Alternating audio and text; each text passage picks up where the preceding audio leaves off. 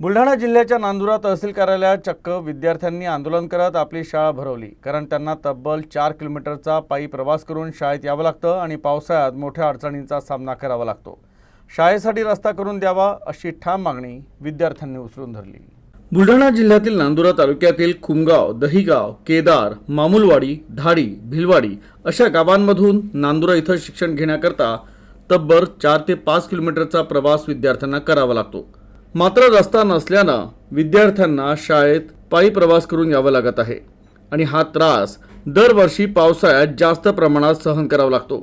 कित्येकदा शाळेची वाट ही शेतकऱ्यांच्या शेतातून असते आणि पावसाळ्यात पेरणीनंतर ही वाट बंदही होते। त्यामुळे शालेय विद्यार्थ्यांना चिखल तुडवत पायी प्रवास करावा लागतो।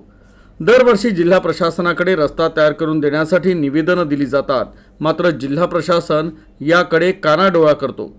आता विद्यार्थ्यांनी नांदुरा तालुका कार्यालयावर मोर्चा काढला आणि तहसील कार्यालयातच शाळा भरवली। आम्हाला रस्ता द्या ही मागणी रेटून धरली। जोपर्यंत रस्ता तयार करण्याचे निर्देश दिले जात नाही तोपर्यंत आम्ही उठणार नाही अशी कडक भूमिका विद्यार्थ्यांनी घेतली। सर, आम्हाला शाळेत जाण्यासाठी अपार कष्ट करणं पडतात। लोकांच्या वावरातून शेतातून जावं लागतं।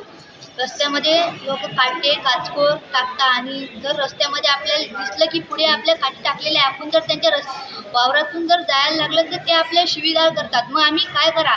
आम्ही रस्त्यामागे इथं आलं तर आम्हाला रस्ता द्यायला तयार नाही। आमचा प्रॉब्लेम असा आहे सर की आम्हाला खुमगाव या गावापासून दहिगाव इथपर्यंत म्हणजे आमच्या शाळेपर्यंत जायसाठी रस्ताच नाही आहे सर। आमच्या रस्ता नाही म्हणजे सर तिथे शेतकरी आहे ते शेताच्या शिवारातून जायला पाहिजे सर आम्हाला। ते शेतकरी सर रस्त्यामध्ये त्याचे पीक खराब नाही झालं पाहिजे म्हणजे रस्त्यामध्ये काटे टाकतात सर। ते काटेवरून जाऊन पडते आम्हाला, तरी आम्हाला शाळेमध्ये जाणंच पडतं सर। कारण शिक्षण हा आमचा मूलभूत अधिकार असेल आणि ते शिक्षणासाठी जर आम्ही एवढं कष्ट घेत असेल तर सर शासनाची जबाबदारी सर आम्हाला रस्ते द्यायची आणि शासनाने आम्हाला रस्ते देणंच पडेल।